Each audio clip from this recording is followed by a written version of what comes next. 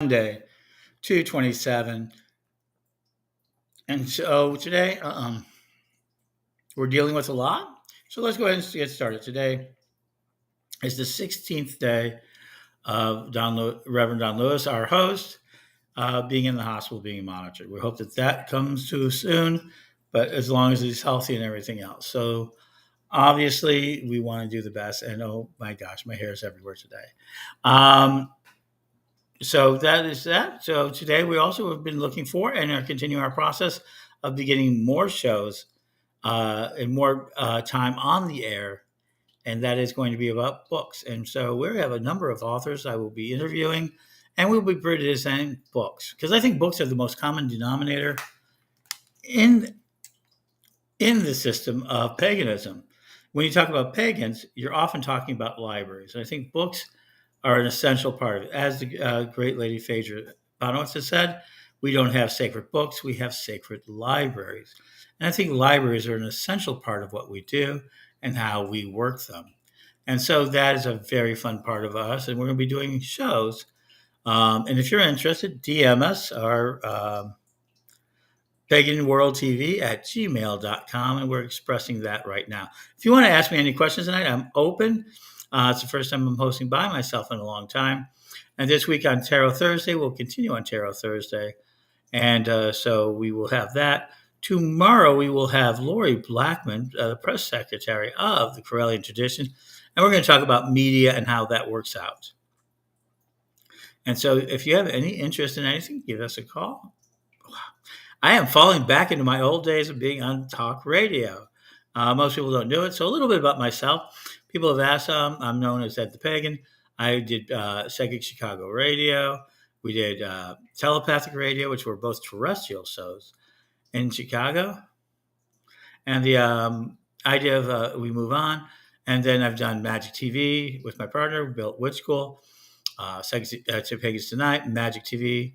And now our current project, Pagan World TV, takes us right to the hearts of smart TVs everywhere, as well as across the social transmission of these things. And there we go. We got this. I got to make sure I know that. Sirwin, completely agree. The concept of a sacred library is something that I emphasize as well, even in my YouTube show. That's terrific. Yeah. And what is your YouTube show? So we can tell people.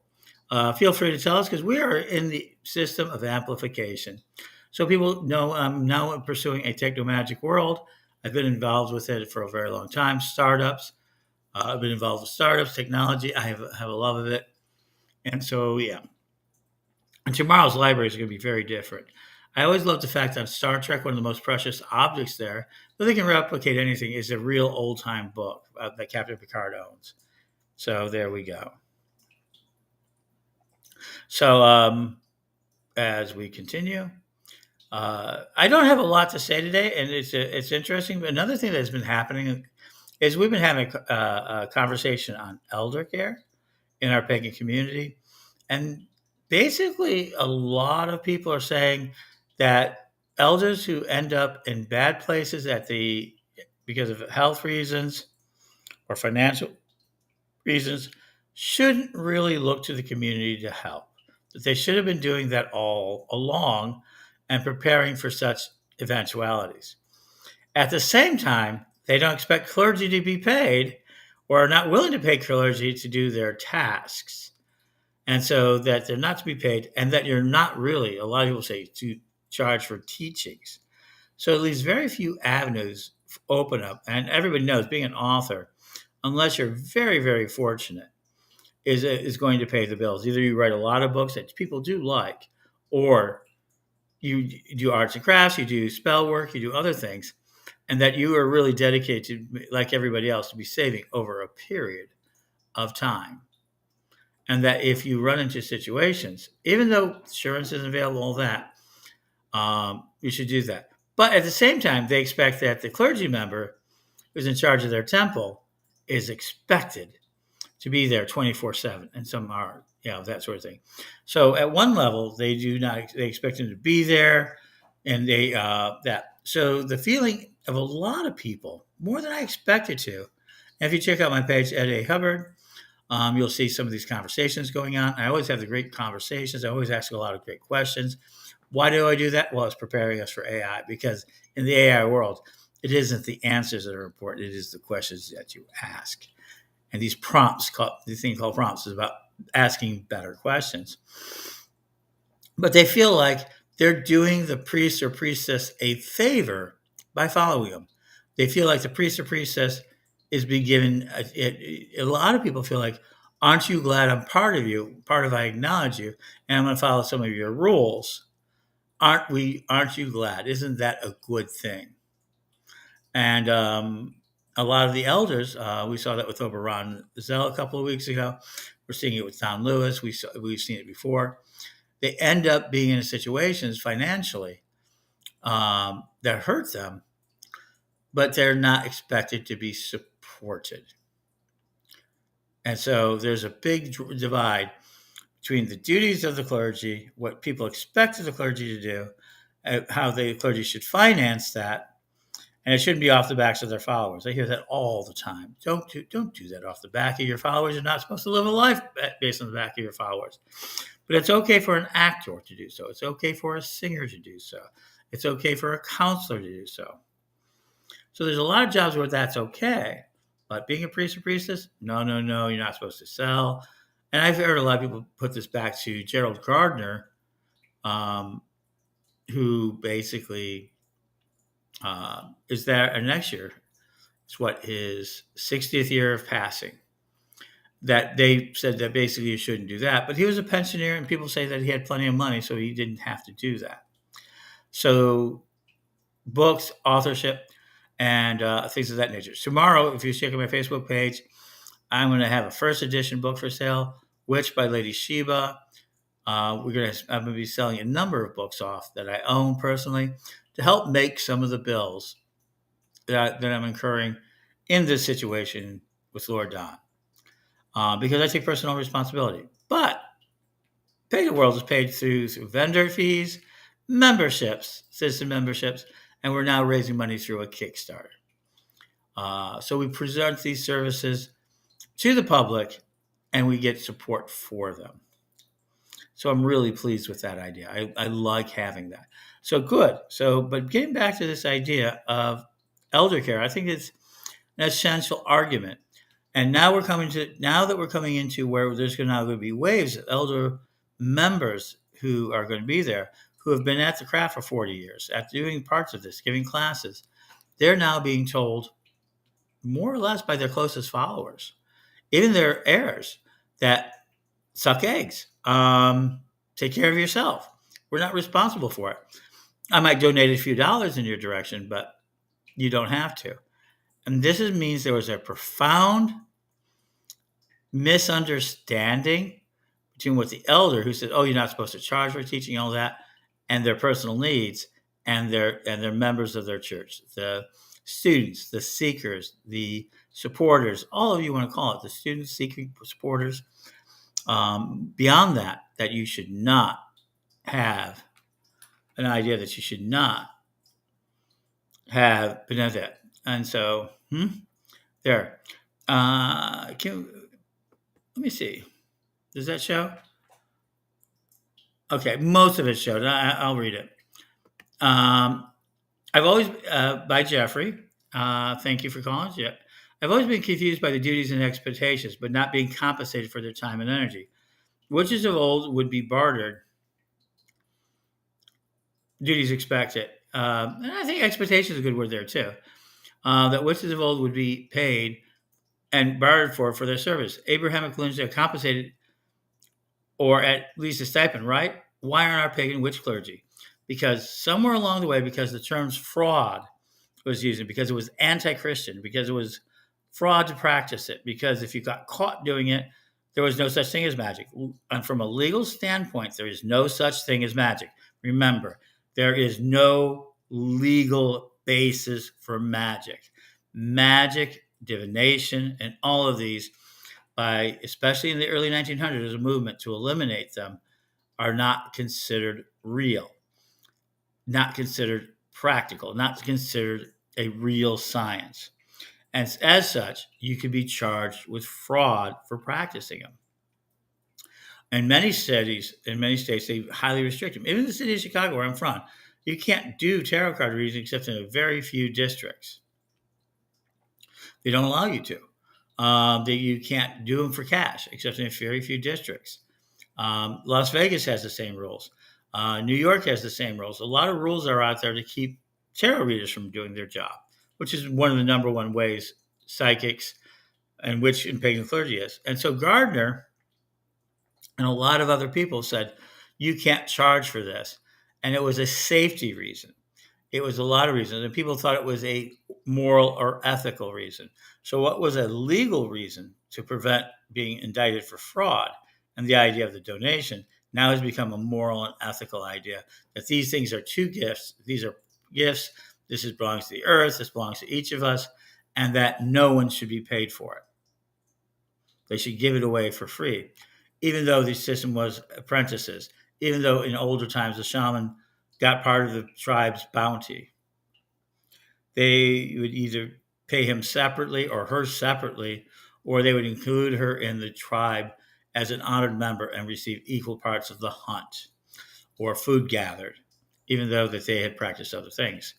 And at the same time, they would go out and look for medicines, and they would look out for mushrooms and all sorts of medicines to bring back to the tribe in order to heal it. So that was that ecosystem, that system of competent clients. But right now, what we have now is a backlash against it. It's okay to sell books. It's okay to sell toys. It's okay to sell soap. It's okay to sell this stuff.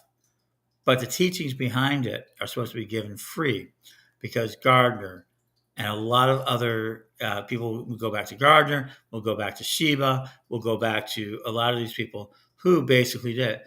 And they were able to do that because they were able to have another job and they were able to have other systems of compensation.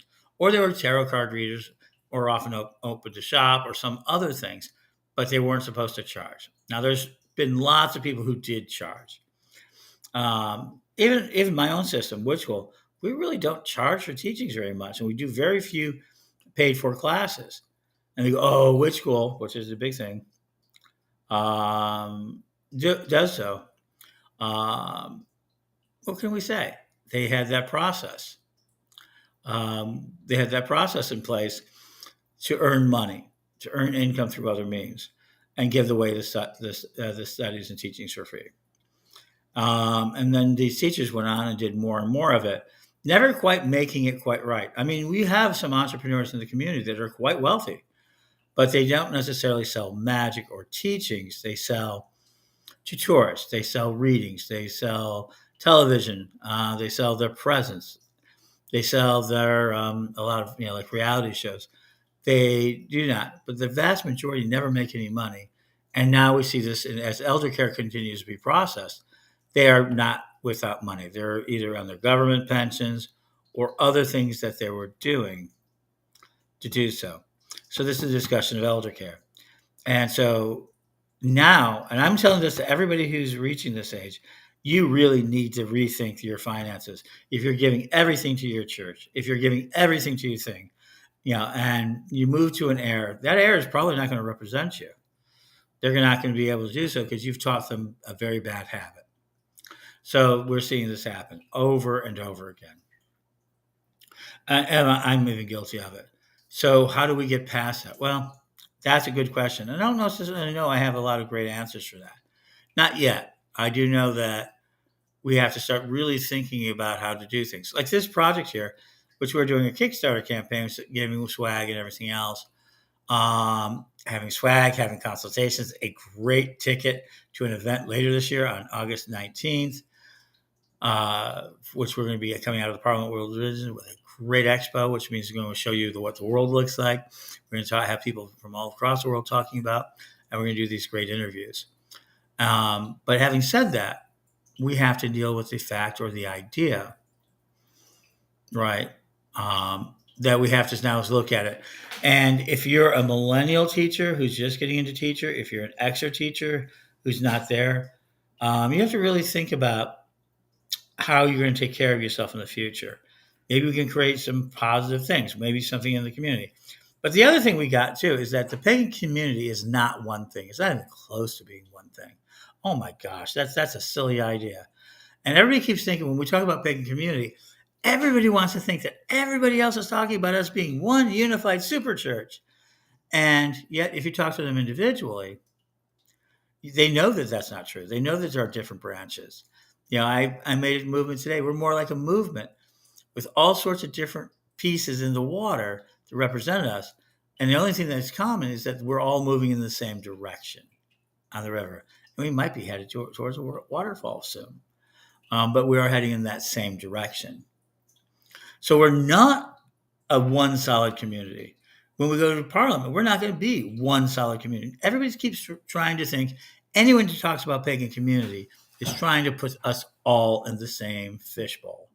So there's a knee-jerk reaction to the idea of pagan community being unified. That I'm not trying to do it, but you're trying to do it.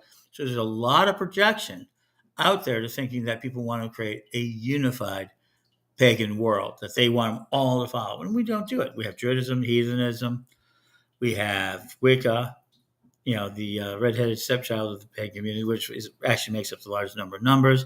We have hedonists. Oberonzel is very much of that ilk. We have Iceans who really don't see themselves as pagans, but they're goddess worshippers. We have Egyptian practitioners that are out there who are doing things.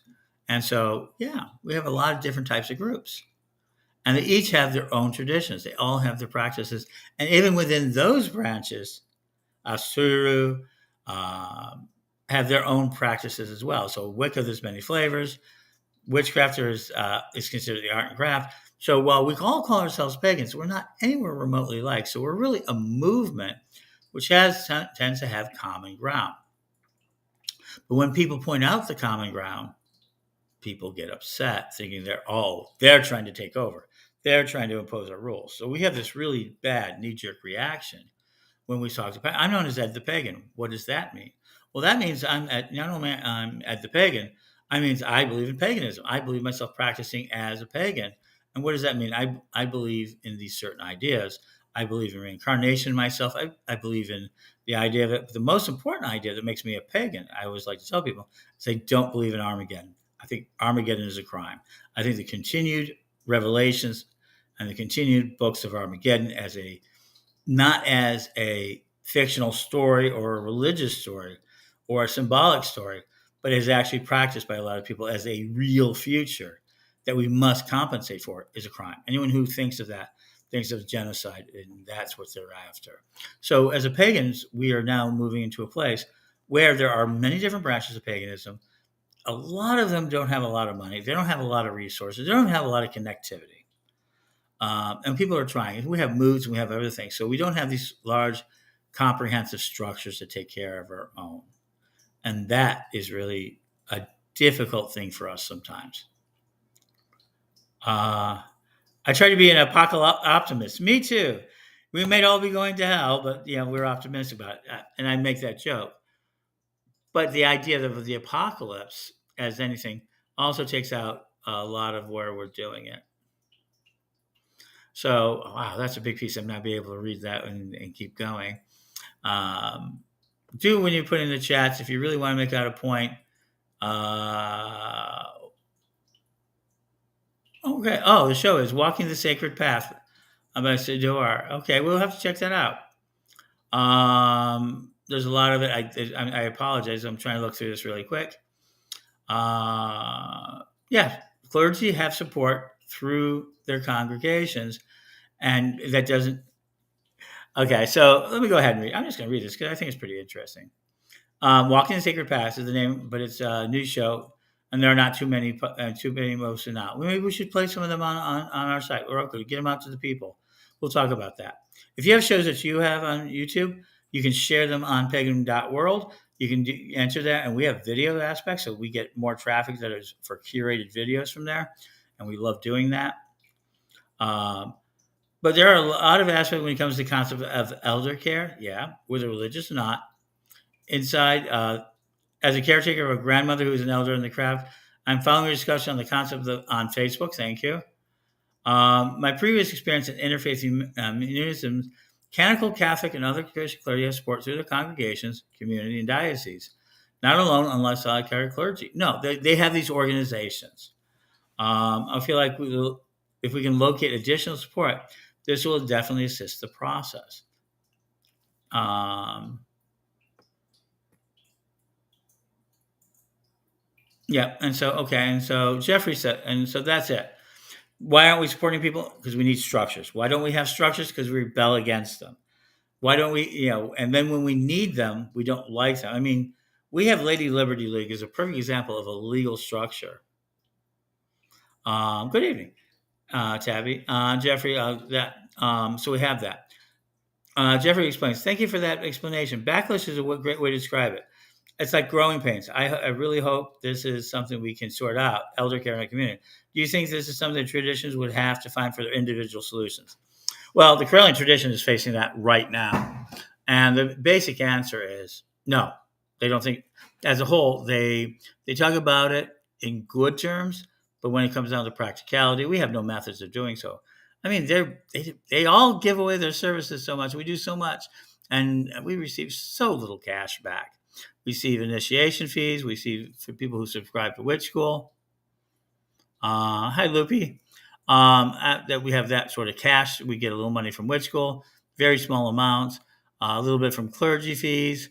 Uh, Lord Mike Neal handles these great auctions, which brings a little bit more in.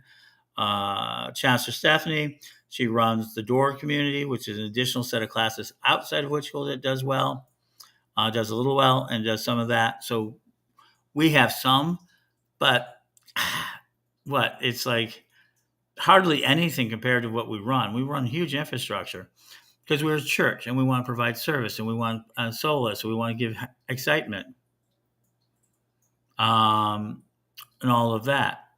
So there it is. But when it comes down to it, not only do they not acquire more cash that they need now, people say, well, how do you take care of it? I mean, a lot of it's true of the psychic industry. A lot of psychics barely make enough money to survive, and then they have to save money. And they also buy too much gaudy jewelry. I'm just kidding. And they also think the things that they own are valuable. So let me go ahead and talk about our common denominality. Um, we're not even a disjointed religious community, Loopy. I don't think that's the issue. I think we're something else. We're barely a movement, and we are these fractured individual groups. And the reason we became this way, paganism has been used a long time. Paganism, there was the real beginning of paganism. We see it back in the 1930s, the 1940s, and we have people in the community like Operanzel who claims to be the father of it, or it started at different points. At different points in history, we've had that. I like that knowledge history and that. Um, but that we are now facing that, and each person makes their differences. And we also have another thing. We see it even with this. We're going to see more television stations instead of working together to try to create one television station. There are going to be a lot of different television stations. When somebody gets a little bit of accomplishment, so we're always fracturing our audience, and we never work together to gain our audience. This is a big point. So we have some really good people who are influencers out there for a little while, even a couple of years. Each of the authors get out there and do their thing as best they can. They have publishers, but we're really taught to be competitive with each other because we live in a zero pie world. We think that there's only so much, and we never work together on it. So we even see within Wicca, fracturing Wicca. There are now dozens of types of Wicca. We see it in heathenism. There's different types of heathenism. Everybody comes up and then they derive it for themselves, and they make very small groups. And this is because we believe it's inside of ourselves and we have a right to interpret it for ourselves and that we repossess it for ourselves. And that's a big teaching, tremendous teaching that we have. But what that does do is that none of these groups really cooperate. They don't need to. We're all self-sufficient.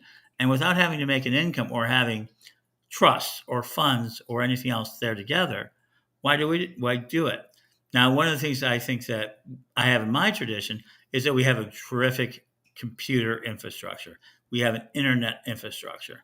And that holds us together somewhat better across the world. I mean, we literally have groups all over the world, and we talk to each other and do big rituals together online, and we meet each other. but it's still an infrastructure unique to us. Mhm. Uh, so there is that. And so sometimes, and Libby said, this is definitely different from where I came from. I'm familiar with all the groups, but we need an actual community. Um, we decided that was something we didn't need. In my tradition, we ended up not needing that until because we were outstripping it. We did have that. We've always had a certain amount of physicality. We've had physicality for over 100 years. But when the internet came in, we were able to teach at a distance because we couldn't teach fast enough. The real secret of witch school was, what really happened. People always ask, how the hell did this happen? How did we do that? So for people who don't know, witch school has about almost 300,000 people. We have over 4,000 clergy who have gone through very rigorous situations. We're recognized all over the world, and we have a lot of legal standing. And how did it happen? Well, we joined a group called One List, and we had 5 groups at that time, kind of working together and teaching. And it was called the Daily Spell. And I didn't know enough about computers. We're still kind of young and still learning. I didn't close it to be a private group. I made it a public group. Before we knew it, we had thousands of people on those One List groups, which became Ye groups, which eventually became Yahoo groups. And for over almost a decade and a half, that's how we communicated a lot of the time and built these communities because most people didn't have communities. They did not have communities in their local area. So we basically said, we will teach you online, we will work with you, and we'll try to develop you. And we had a lot of communication tools that we still have today. And we did that for the reason because we reached out to people who did have no community, either because everybody's closeted, because they were closeted, because they didn't know where to go, or they'd had run-ins with some of the local community. Oh, yes, the witch wars of the 90s, somebody mentioned out there, Luffy mentioned, we were okay with that. So we have those elements in place. So it gets us into this idea of elder care. Because of all these things, because we didn't form large communities, because we never bought, everybody talked about, no, we did not have a church in San Diego. We're Central Illinois, Chicago. We still don't have a church in San Diego today. We don't have a very strong West Coast presence. Um, We have a few places, but we're not having a strong presence. Well, there is a lot of pagans. So we never got around to building churches. Very few people got building churches. So we didn't need it. So all the trappings that we see with other religions, we rejected. And we didn't replace them with something better, except for one thing. We were very successful. And maybe this is somewhere to look at. What is the single financial exercise that we do that has great value? Festival grounds, wisteria, Four Corners, and some of the other groups. There's a lot of them in Indiana that are now in a little bit of trouble. Gaia's Retreat, which is the home of Heartland, Pagan Festival. They all bought land for their festivals. Wisteria is virtually becoming a city. It might actually become a city. And so we have that. Thank you. Thank you, Atlanta. And I appreciate that. And we love your show, too. She's been doing a lot of great shows, and she's coming up with more. If you can see her, I think you are on Thursdays. Yes, Thursdays. Thursday evening, on our Roku site and on Pagan World. And we're going to do that. We should do more of that. And we're going to do more talk shows and things of that nature. But yeah, that's where we're at. So we're at now. So let's forget all the past. I mean, let's go ahead and get to brass tacks of this last bit. What are we going to do next? There are millions of people who are claiming to be pagans. There's new books coming out every day. We have a lot of people who are not covened or circles or things like that, and a lot of people who don't even know where to find community. And that's a big thing. So a lot of people out there. How do we connect with them? We're hoping to do so through the Pagan World Project and build a larger community so that we can do so. And then find everybody to take a small amount of their resources and help us take care and build things. But the elders that are going to be out there right now, I can tell you the solution. I can tell you the answers. Nothing. They're going to be sacrificed. They're going to live their lives, give everything their all. Isaac Bonowitz was one of them. We saw that even as far back as Crowley and other times. If without the idea of the old patrons, they're not going to be. They're going to be sacrificed. And in their sacrifices and the loss of their items, which we won't move into museums properly or barely properly, they'll get sold off. I'm going to actually start selling off some of my old books starting tomorrow. I've got Witch by Lady Sheba, first edition, first printing, $100, maybe more. I'm still thinking about that. And so you have to figure out, and if you're a younger leader, you need, and your group wants to survive and want to have property or whatever. I mean, I know a lot of homesteads are forming out there. I know that some of the younger people, Byron Ballard is very big into this. I know there are a few others. Um, John Willwright is doing a great job. I know there's a number of other people out there who are saying homesteading, having property, communal property shared. We're seeing that rise. So there we go. But truth is, I think elders like Oberon and Don Lewis, and I think Phaedra Bonowitz is, lives on government. She makes it. She does really well, but she should be, a lot better off. Um, and other people like that. I don't know. I don't know. Lady Elspeth, she does okay, but I see that she could really use more assistance. Some of the great leadership was just going to be sacrificed. That was it. And the question is, are the sacrifices going to be in vain to feed the continued sort of apathy towards this idea of building real community? Are we just going to be kind of a hobbyist? I think, I joke about it sometimes. I think we're like motorcycle gangs. We're temporary. We might build a few clubhouses along the way, but we're really kind of temporary because they come and go, and they have some legacies, but individual groups never go. I've seen this in all sorts of different ways. So are we going to do that? Just kind of be floating in there, having these Renaissance periods and go on? Or are we going to make a difference? And I don't have an answer for that tonight. I just don't. And so I just want to leave you with those thoughts. I want you to think about that. We're going to have book shows. I want to talk a little bit about what's coming up. We're going to start having book shows all about books. I do think that they are our most common denominator or least common denominator of paganism. If you ask almost all of the diverse pieces that aren't really like unified, if they have a library, yes, they do. Absolutely. Hmm. So there we go. Someone says, because of our finances, I'm looking into owner fantasy. You get land. To get land for the group. I'm seeing because of this that I'm seeing an experience in my lifetime. This is a serious topic to consider. Thank you for your assistance. I did. I believe in homesteading. I actually believe good homesteading can work. I usually believe, to be honest with you, I think it needs an alpha team, usually a couple. Um, it used to be husband and wife, but my God, how parochial would I be to say that? A small group, a triad, a poly group, pod can do it, and then hold it together. They have to really commit to it. Have a good set of bylaws which protect everybody in their investment. Bylaws are necessary. Do not have it. Have a contract of some sort, and have those rules put into place. Then you have shared resources. Remember, the more people you have living together, the lower the carbon footprint and the cheaper each person lives for. That's right. The larger the group that holds together with the best contracts live cheaper and cheaper and cheaper. In some of these homesteads, if you do, they give a work commitment of X number of hours of work for household chores, cooking, planting food, fixing things.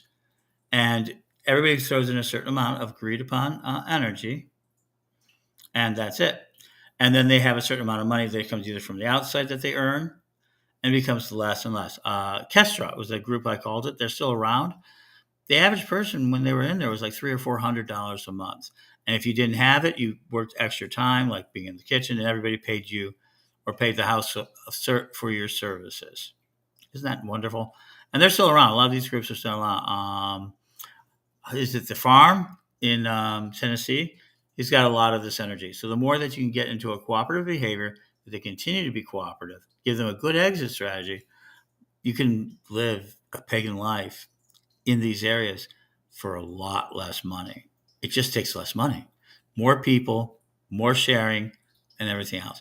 I'm going to bring up the idea concept of sharing economy later, but tonight, thank you, Jeffrey. I like that. Yes, temporary motorcycle gangs a lot of times are temporary. Most pagan groups are temporary.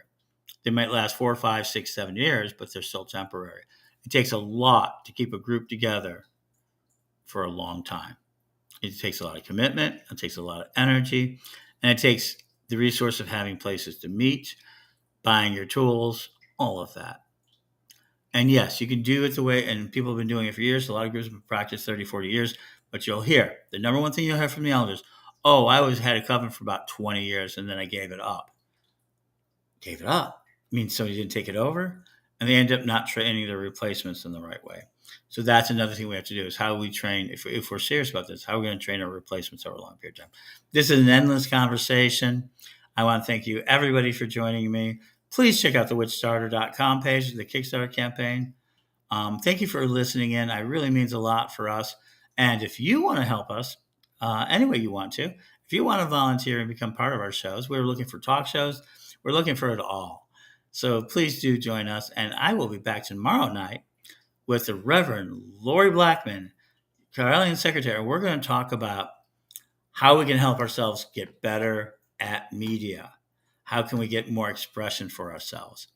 And she's been doing this for a while. She works with, has been acting as our ambassador to the Parliament of World Religions. And remember, check out our page, check out our sponsors, check out our vendors, and consider your support in our continuous process of making the world a pagan one. Blessed be.